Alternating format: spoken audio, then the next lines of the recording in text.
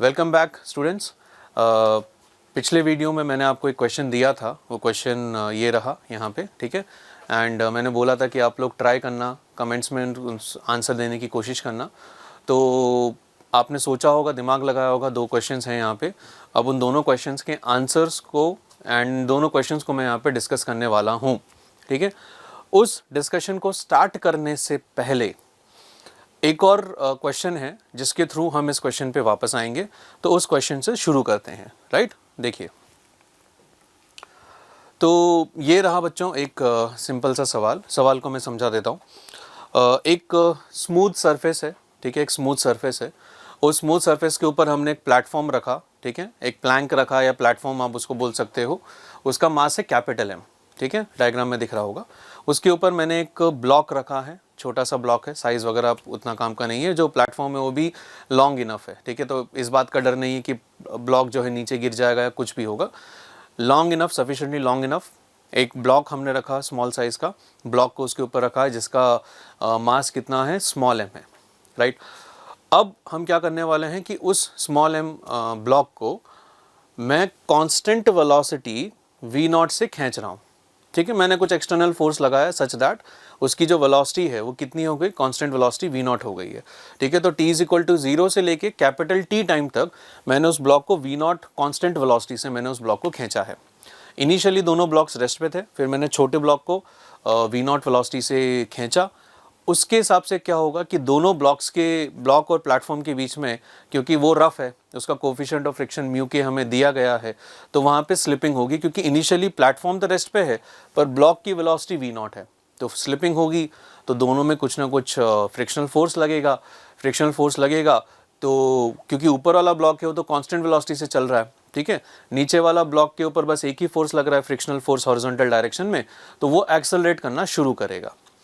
तो मैंने आपसे यहाँ पे क्या पूछा है उसको आइए समझते हैं। मैंने आपसे पूछा है कि now the block is moved with constant velocity for the time interval t। तो ये कांस्टेंट वेलोसिटी से ये चलने लगा यहाँ पे v0 वेलोसिटी से। मैं अब आपसे पूछ रहा हूँ बेटा कि find the work done by the frictional force on the platform. समझ गए? Find the work done by the frictional force on the platform. कितने टाइम इंटरवल में? 0 से लेके जो t टाइम इंटरवल है इसमें हमको ये फ्रिक्शनल फोर्स का वर्क डन निकालना है, ठीक। आइए शुरुआत करते हैं। तो सबसे पहले तो भाई सिंपल सी बात है कि आपको FVD वगैरह बनाना है। तो FVD हम बनाएंगे तो स्मॉल m मास है यहाँ पे, ठीक। तो इसमें क्या होगा कि कुछ ना कुछ तो फोर्स लग रहा होगा, mg नीचे लग रहा होगा, राइट, नॉर्मल फोर्स ऊपर लग रहा होगा। एंड क्योंकि इसकी वेलोसिटी, एब्सोल्यूट वेलोसिटी v0 आपको दे दी गई है, v0 ग्राउंड फ्रेम में है, ठीक। तो जो काइनेटिक फ्रिक्शन लगेगा इसके ऊपर बेटा, काइनेटिक फ्रिक्शन लगेगा इधर Fk। इस Fk की वैल्यू निकालना बहुत ही आसान है। डायरेक्टली मैं लिख देता हूँ म्यू के इंटू स्मॉल m इंटू जी। ये काइनेटिक फ्रिक्शन की वैल्यू आपको आ गई, ठीक है। मैं मान के चल रहा हूँ कि थोड़ा बहुत बेसिक्स आपके क्लियर हैं, ठीक है। तो काइनेटिक फ्रिक्शन आपको म्यू के mg मिल गया। वेलोसिटी इसकी कांस्टेंट है, तो कुछ ना कुछ एक एक्सटर्नल फोर्स मैं इसके ऊपर लगा रहा हूँ आगे की तरफ, उसके बारे में मैं ज़्यादा इंटरेस्टेड नहीं हूँ इस सवाल में, ठीक है। तो आपको कांस्टेंट वेलोसिटी मिल गई और जो काइनेटिक फ्रिक्शन है वो म्यू इंटू एन से मुझे म्यू के mg मिल गया, राइट। अब अगर हम FVD बनाए प्लेटफॉर्म का, ठीक, तो प्लेटफॉर्म का फ्री बॉडी डायग्राम बनाते हैं। आइए, ये रहा प्लेटफॉर्म, ठीक है। इसके ऊपर भी ऊपर से नॉर्मल फोर्स आ रहा होगा, नीचे से नॉर्मल फोर्स होगा, कैपिटल mg होगा, वो सब तो लग ही रहा है। पर हॉरिजॉन्टल डायरेक्शन में अगर फोर्स की बात की जाए तो इसके ऊपर हॉरिजॉन्टल डायरेक्शन में ये वाला काइनेटिक फ्रिक्शन लगेगा। जो स्मॉल m के ऊपर लग रहा था पीछे, वही कैपिटल M के ऊपर लगेगा आगे। क्योंकि रियल फोर्सेस हैं, एक्शन रिएक्शन पेयर तो लगता ही है, इक्वल अपोजिट होते ही हैं, तो उस पर पीछे लग रहा है तो इस पर काइनेटिक फ्रिक्शन आगे लगेगा, राइट। काइनेटिक फ्रिक्शन आगे लगा तो इस ऑब्जेक्ट का जो एक्सेलरेशन मुझे दिखेगा, क्योंकि ग्राउंड स्मूथ है, स्मूथ ग्राउंड है, तो नीचे से तो कोई फ्रिक्शन आने से रहा, राइट, नीचे से तो कोई फ्रिक्शन नहीं आएगा। तो एक्सेलरेशन इसका जो बनेगा बेटा वो बनेगा Fk, तो mu mg divided by capital M। सही बात है। इनिशियल वेलोसिटी जो इस प्लेटफॉर्म की थी वो कितनी थी? 0 थी, राइट। इनिशियल वेलोसिटी इस प्लेटफॉर्म की थी बेटा 0। अब क्या हुआ कि फ्रिक्शन इसके ऊपर लग रहा है, राइट, फ्रिक्शन इसके ऊपर लग रहा है। एंड ये जो प्लेटफॉर्म है, राइट, ये जो प्लेटफॉर्म है ये आगे डिस्प्लेस हो रहा होगा, ठीक है। ये प्लेटफॉर्म आगे डिस्प्लेस हो रहा है। अगर प्लेटफॉर्म आगे डिस्प्लेस हो रहा है तो यहाँ पे जो वर्क डन हम यहाँ पे लिखेंगे, तो बताइए वर्क डन अब कितना लिखेंगे। वर्क डन के लिए आपको डिस्प्लेसमेंट भी पता होना चाहिए। तो डिस्प्लेसमेंट देखिए कितना आएगा। डिस्प्लेसमेंट ऑफ दी प्लेटफॉर्म या कैपिटल एम अगर मैं लिखता हूँ यहाँ पे, तो वो आपका निकल के आएगा यू टी, तो 0 है, plus half a into t square, capital T time तक इतना डिस्प्लेसमेंट यहाँ पे आ जाएगा, राइट। अब इतना डिस्प्लेसमेंट अगर आ गया है तो अब बताओ वर्क डन जो आप लिखोगे वो कितना लिखोगे। तो work done by the friction जो निकालना है ऑन द प्लेटफॉर्म, ये निकल के आएगा जो काइनेटिक फ्रिक्शन है एफ के, डॉट प्रोडक्ट इसका किसके साथ, डिस्प्लेसमेंट के साथ, क्योंकि डिस्प्लेसमेंट भी इसी डायरेक्शन में होगा, फ्रिक्शन फोर्स भी इसी डायरेक्शन में लग रहा है, तो जो कॉस 0 यहाँ पे बन जाएगा 0 डिग्री, ठीक है। इसको जब आप सॉल्व किए तो काइनेटिक फ्रिक्शन की वैल्यू कितनी है, mu M into G multiplied by displacement की वैल्यू कितनी है, हाफ, एक्सेलरेशन वापस से कितना आएगा, mu M G divided by capital M जो प्लेटफॉर्म का मास है, मल्टीप्लाइड बाय टी स्क्वायर, ठीक है। तो ये आपको वर्क डन मिल गया पॉजिटिव।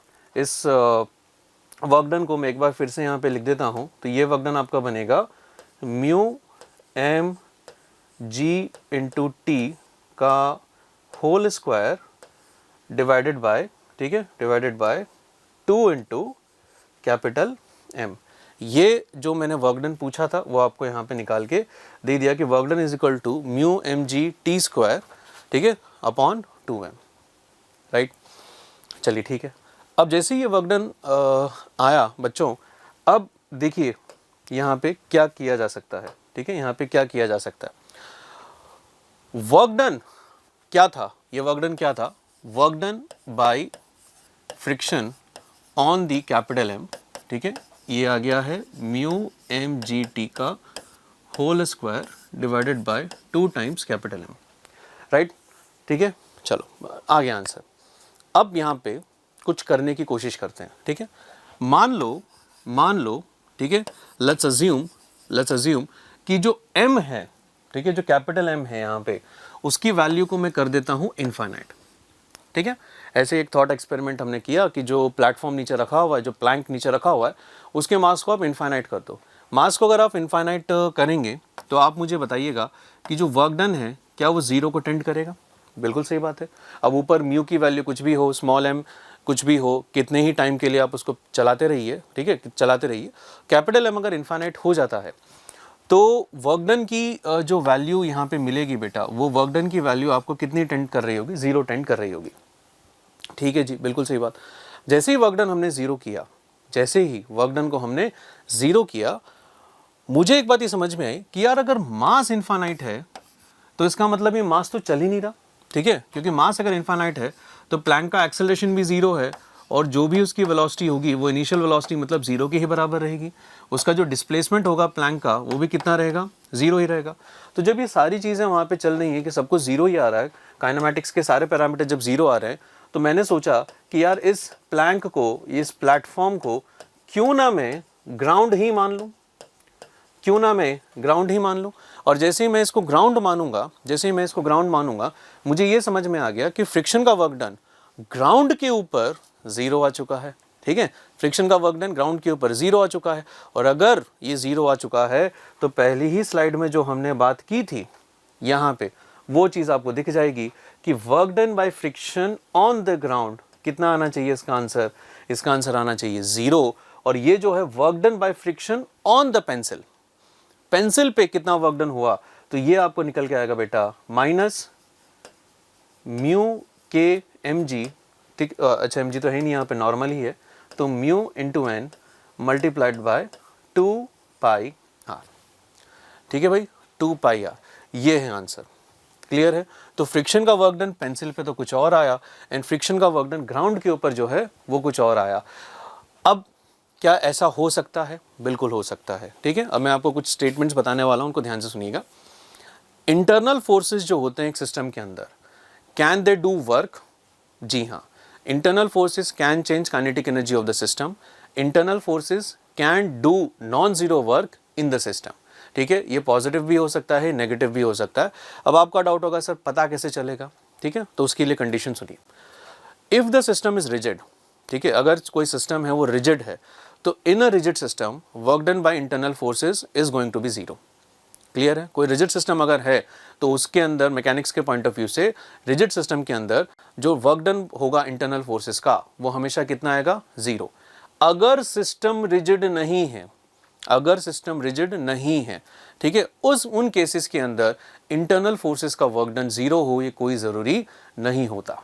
क्लियर है? तो जैसे इस वाले केस में हम बात करेंगे कि जब आप एक पेंसिल को ऐसे गोल सरफेस पे, एक सरफेस पे गोला बना के घुमा रहे हैं तो ground and pencil they both are not rigid. ठीक है, ये दोनों रिजिड नहीं है, तो इसलिए इनका जो वर्क डन आया, फ्रिक्शन एक इंटरनल फोर्स इन दोनों के लिए, तो उसका वर्क डन जीरो नहीं आ रहा है। ठीक है, एंड काइनेटिक फ्रिक्शन का जो वर्क डन है, क्योंकि वो तो हमेशा डिसिपेटिव नेचर का होता है, तो काइनेटिक फ्रिक्शन होने का मतलब ही यही है कि सिस्टम रिजिड नहीं है। बिकॉज काइनेटिक फ्रिक्शन कब आएगा? जब स्लिपिंग हो रही होगी, राइट? जब दोनों ऑब्जेक्ट्स के जो दोनों पॉइंट ऑफ कांटेक्ट हैं उनकी रिलेटिव वेलोसिटी जीरो नहीं है, तभी काइनेटिक फ्रिक्शन आएगा। और अगर रिलेटिव वेलोसिटी जीरो नहीं है, इसका मतलब क्या होगा बेटा? कि वहाँ पे मूवमेंट हुआ, सिस्टम रिजिड नहीं है। क्या मेरी बात आपको समझ में आ रही है? ठीक है, वहाँ पे स्लिपिंग हो गई है दोनों पॉइंट ऑफ कांटेक्ट के बीच में, राइट? तो रिलेटिव वेलोसिटी अगर जीरो नहीं है तो सिस्टम रिजिड नहीं है। तो ऐसे केसेस के अंदर internal forces can do work. And friction के लिए अगर बात करूं तो काइनेटिक फ्रिक्शन का work done on a body can be positive as well as negative. On a body की बात कर रहा हूं, ठीक है, ऑन अ बॉडी की बात कर रहा हूं, क्योंकि इस वाले केस में जो हमने सॉल्व किया है यहाँ पे, इस वाले केस में अगर आपने नोटिस किया हो तो जो वर्क डन हमने निकाला है, ठीक है, प्लेटफॉर्म के ऊपर, वो वर्क डन काइनेटिक फ्रिक्शन का पॉजिटिव आया। तो एक बॉडी के ऊपर काइनेटिक फ्रिक्शन का वर्क डन पॉजिटिव हो सकता है। अगर आप स्मॉल m के ऊपर वर्क डन निकालते तो वो पता है कितना निकल के आता?